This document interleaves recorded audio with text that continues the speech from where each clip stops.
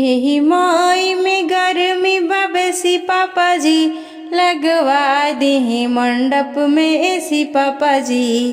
एही मई में गर्मी बबेसी पापा जी, लगवा देहे मंडप में एसी पापा जी। भसुर न लैनी ह गहनाई बेसी, नखरा दिखावे निहर बेरा बेसी।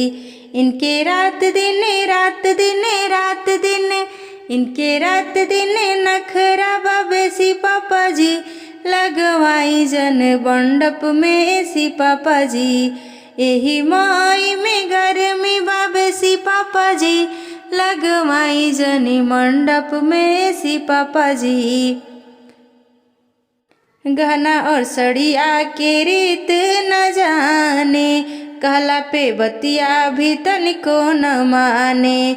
गहना और सड़िया के रीत न जाने, कहला पे बतिया भी तनिको न माने।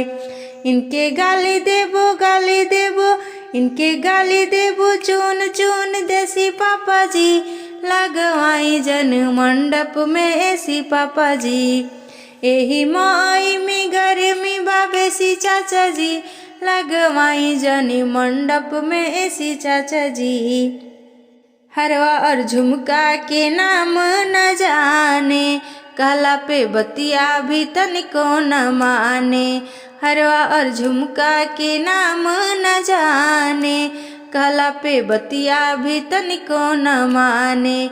इनके गाली देबो चून चून देसी पापा जी, लगवाई जन मंडप में एसी पापा जी। लगवाई जनी मंडप में एसी पापा जी। लहंगा और सड़िया के नामो न जाने, कहला पे बतिया भी तनिको न माने।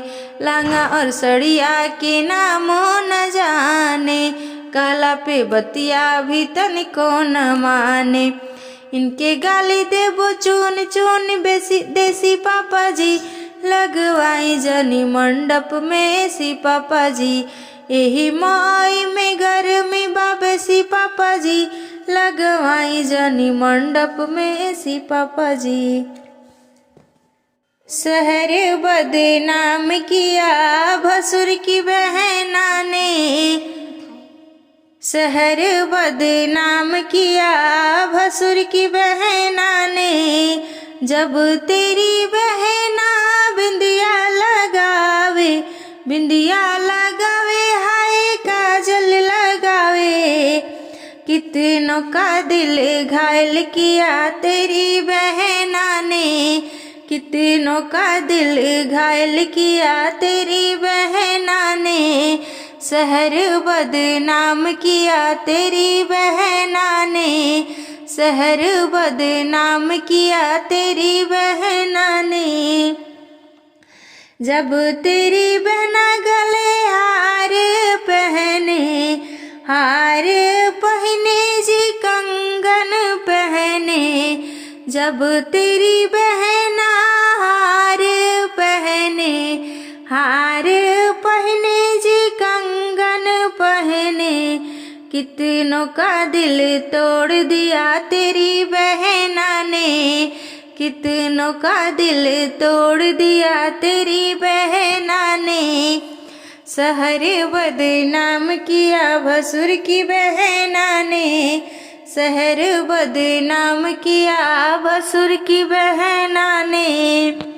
जब तेरी बहना सुटवा पहने, जब तेरी बहना सुटवा पहने, सुटवा पहने जी चुन्नी गिरावे। लड़कों का दिल तोड़ दिया तेरी बहना ने, लड़कों का दिल तोड़ दिया तेरी बहना ने। शहर बदनाम किया तेरी बहना ने, शहर बदनाम किया तेरी बहन।